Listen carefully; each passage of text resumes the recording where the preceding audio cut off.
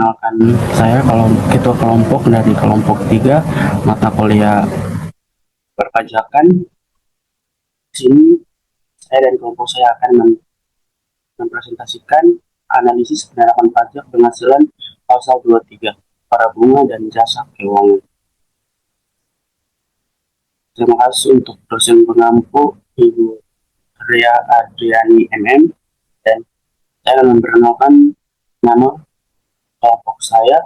Yang pertama, mengenalkan nama saya Dusari Penusul sebagai ketua dan anggota Josia Dela Putri Hartanto, ada Zelda Nirhadatu Aiza, Nandita Jingga Anggara, dan yang terakhir Mutiara Nurhaliza. Nah, di sini saya akan mempresentasikan definisi. Di sini saya akan mempresentasikan definisi dan pihak terkait. Definisi inti adalah BPH yang dikenakan pada penghasilan atas penyerahan jasa, modal, atau hadiah, atau penghargaan, selain yang telah dipotong PPh pasal 21. Sistem pemotongan withholding system. Pihak ketiga memiliki kewajiban memotong pajak. Pihak pemotong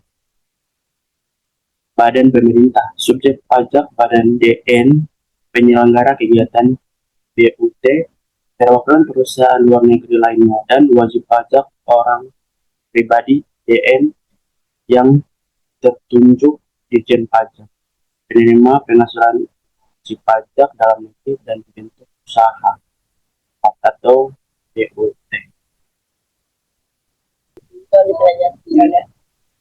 Oke, selanjutnya di sini saya akan menjelaskan objek pajak dan klasifikasi jasa. Pertama, kelompok modal, tarif 15%, dividen, bunga, royalti, dan hadiah selain yang telah dipotong PPh pasal 21.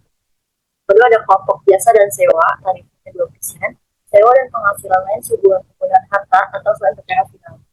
Balance hubungan dengan jasa teknik, jasa manajemen, jasa konstruksi, jasa konsultan, dan jasa lainnya. Ketiga, ada jasa kunci, jasa teknik pemberian informasi berkenan dengan pengalaman di bidang industri, perdagangan, dan ilmu pengetahuan. Ada jasa manajemen, ikut serta secara langsung dalam pelaksanaan atau pengelolaan manajemen. Ada jasa konsultan, pemberian advice profesional oleh tenaga ahli. Di sini ada perhitungan tarif dan sanksi. Lalu ada dasar pengenaan pajak atau DPP. Jumlah bruto atas imbalan jasa atau penghasilan modal tidak termasuk PPN.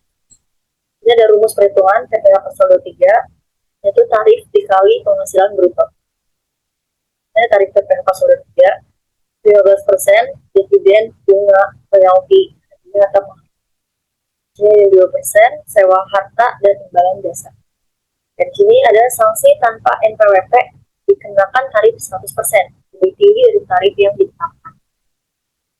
Saat terutang, saat pembayaran dilakukan, saat disediakan untuk dibayarkan, saat jatuh tempo, atau saat ditentukan dalam kontrak, atau mana yang lebih dahulu. Di sini kita melanjutkan tentang pembahasan pengecualian pemotongan pasal 23 ayat 4 PPh. Di sini ada 3 poin, yaitu pengecualian kunci pemotongan PPh pasal 23 tidak dilakukan atas penghasilan diperoleh atau diterima orang, lalu penghasilan yang diperoleh atau diterima badan usaha atas jasa keuangan sebagai nyalur pinjaman dan atau biayaan. Yang kedua, pengecualian lain, yaitu dividen yang diterima PPDN dengan syarat tertentu, yaitu minimal kepemilikan saham 25%. Lalu, sisa hasil usaha atau SHU, operasi yang dibayarkan kepada anggotanya. Juga, fokus bunga jika tidak dikecualikan dikenakan PPh pasal 23 sebesar 15% dari jumlah. Oke, selanjutnya kita membahas materi selanjutnya, yaitu prosedur penyetoran dan pelaporan. Prosedur penyetoran yaitu dilakukan dan jangka waktu paling lama yaitu 10 hari setelah masa pajak terakhir. Dan mekanismenya membuat ID, link dan dibayarkan melalui kantor, pos atau bank referensi. Yang kedua yaitu pelapor. Pelapor yaitu dilaporkan oleh pemotong pajak dan menggunakan SPT masa PPh pasal 23.